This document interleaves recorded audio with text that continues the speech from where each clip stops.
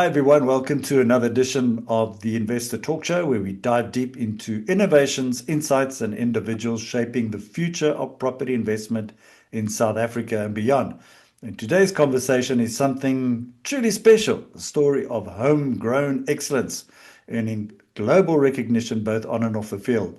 And joining me today is none other than Vincent Tshituka. He's a powerhouse of South African rugby, who's a member of the Sharks rugby team in Durban. He's just earned his Springbok colours, proudly representing our nation at the highest level. Yeah. But there's more to Vincent the rugby. He's also making smart moves for his future off the pitch, stepping into the world of property and investment as a brand ambassador for Devco Group, one of KZN's leading property developers. Vincent, first of all, welcome to Investor Talk and congratulations on your Springbok selection. Thank you very much, Neale. It's an absolute pleasure to be here. And yeah, it's been a unbelievable past 8 weeks. It's a thing of dreams. Nearly feels scripted to a certain extent. So yeah, it's been unreal. It's been a blessing to say the least. No, wonderful. So, I Yeah. mean, it really is fantastic. I mean, what does that achievement mean to you, just personally and professionally? Geez, I think the achievement it's absolutely everything. Just not just to me, but to my family that have been there and seen the sacrifices firsthand. You know what I'm saying? They've been on the better hand and on the worst hand of those sacrifices as well. So, you know, for me, it's quite unbelievable because 10 years ago, I was about to leave high school, and I would have never ever dreamed of a world that I would achieve the things that I've achieved, and I would have never thought of a world that being a Springbok was even palatable to say, just to speak of. And for me, I sit here today, and I'm just like, you know what? It's a testimony to how good God is, and how that if you keep going for it and you keep trying, you give yourself the best shot at doing something amazing. Excellent, man. I mean, how does it feel to be part of the Springbok setup training? I mean, it's playing alongside some of the best rugby players in the world. You're in the squad, so Rassie can call you up at any time.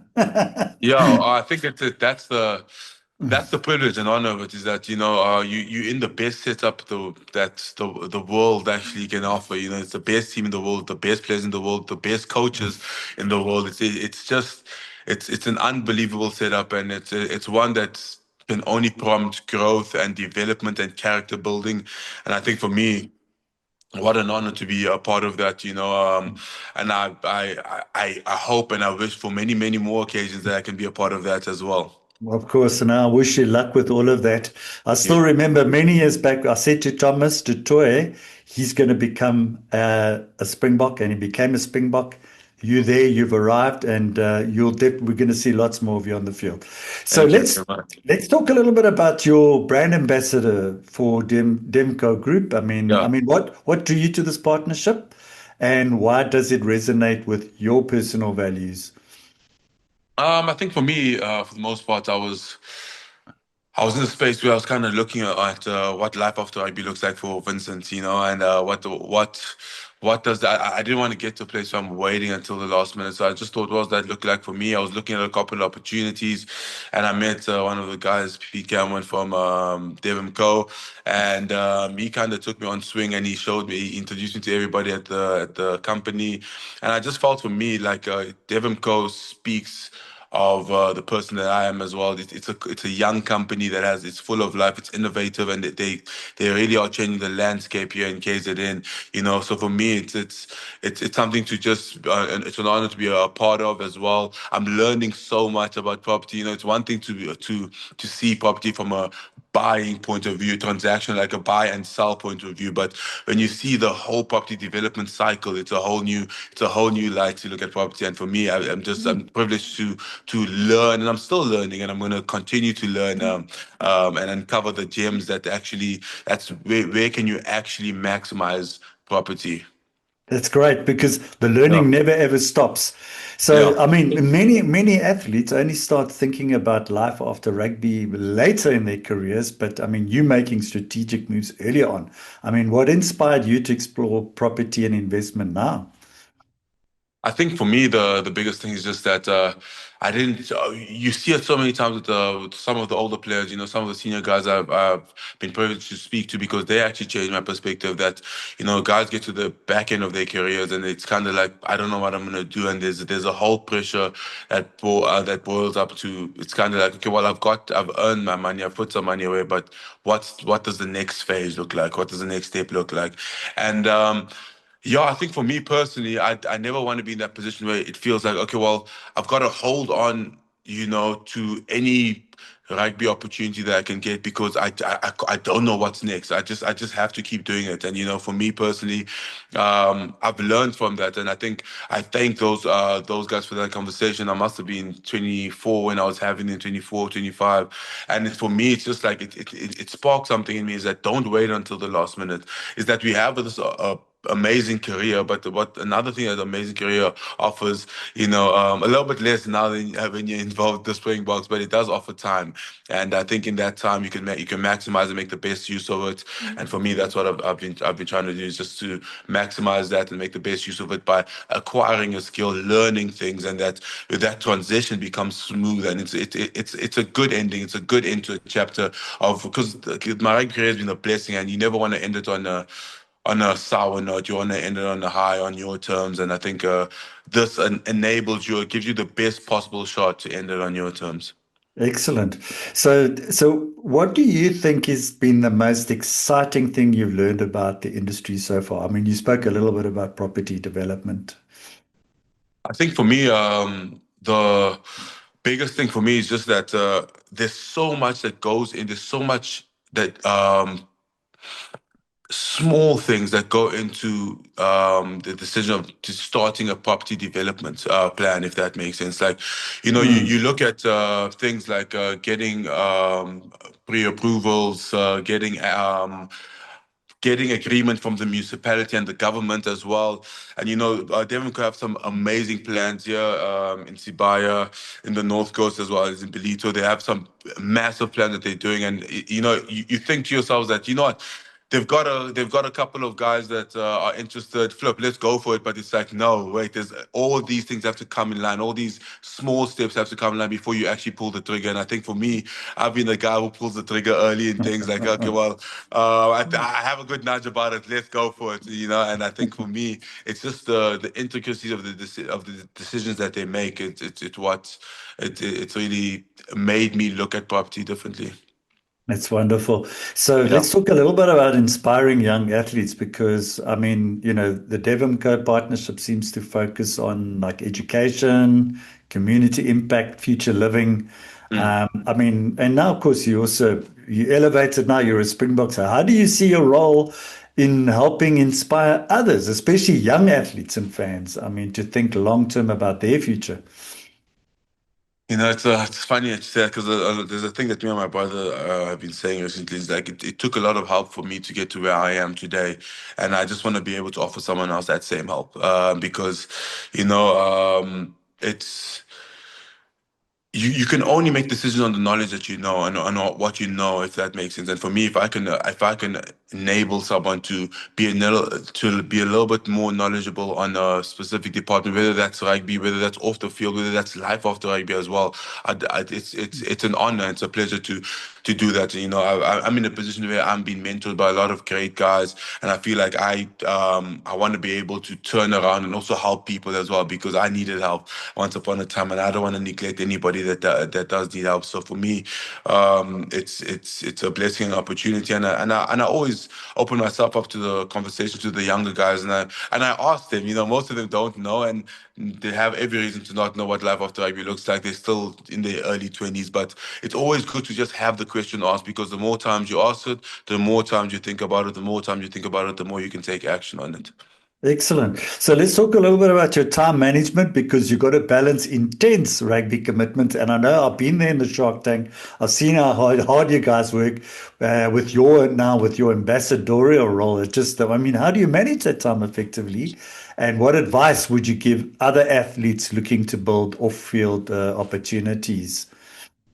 I think for me the biggest thing it's old saying, but keep the main thing the main thing. I think I am a brand ambassador for Devonco, and I always say the better I do in my career, the better I do in my role as a brand ambassador as well. And I think for me that just sums it up is that in the spare time that you get, and I always say rugby does offer you spare time. At some point, you will get spare time, and to use that time wisely, it's always good to hit the reset button and just take off and unload every now and again, which is good. But there is spare time that you have, and in the spare time, instead of watching movies on days or playing PlayStation, whatever the case may be, or playing golf every day. In the spare time, what are you doing to upskill yourself for life after rugby? And I think for me, it never looks perfect, but as you say, you learn every day, you grow every day. Maybe you learn how to use your time better, but as long as there's a conscious decision in your mind to, okay, well, I do have spare time, I've got to do something about it, I've got to do something about it. And for me, it's been challenging, and specifically now, being involved with the Springboks over the past, call it the past 2 months, that is something that's really challenged me, but in the best way because I now know how to manage my time a little bit better than what I did before. Fantastic. Yeah. So, looking ahead, both in rugby and property, I mean, what big goals or milestones are you aiming for the next over the next couple of years? I think honestly for me the big part is that one with my career just to get stay involved and to get as involved as possible with the Springboks and the guys upstairs. I think for me, that's the best environment the world in world rugby that world rugby can offer. It's not best because it's nice, but it's the best because it's challenging. There's no environment that challenges you like that environment. It's honestly something that leaves you reflecting all the time. You can't get complacent, and it's easy. It's easy to get complacent when you're at the top, but it's an environment that's honestly it's golden. I think what the Springboks have created with Russia and the team, it's just it's unbelievable, honestly. And so for me to just be involved and to stay involved with that as much as I possibly can, it's a gift on its own. And in terms of property wise, for me, it's just to be able to learn and build my property portfolio the best and the most the wise way to build a property. There's sometimes you can build your property portfolio, but it puts you under pressure. I want to build it in a way that I'm not under pressure trying to build my property portfolio. And I think for me, I'm still learning how to do that, and I want to continue to learn how to do that and to build a portfolio that works for me instead of me working for it. Yeah.